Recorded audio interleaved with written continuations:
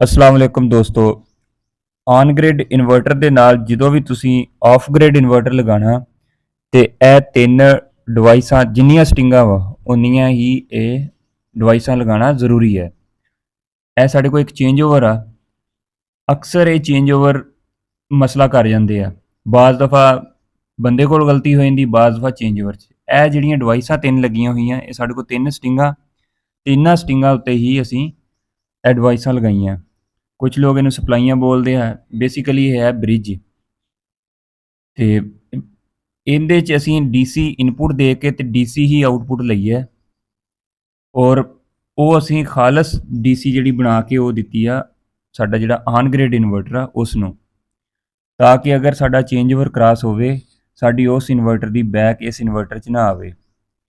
ਇਹ ਇੱਕ ਸੇਫ ਤਰੀਕਾ ਵਾ ਚੇਂਜ ਓਵਰ ਦੇ ਨਾਲ ਲਗਾਉਣਾ ਬਹੁਤ ਜ਼ਰੂਰੀ ਹੈ।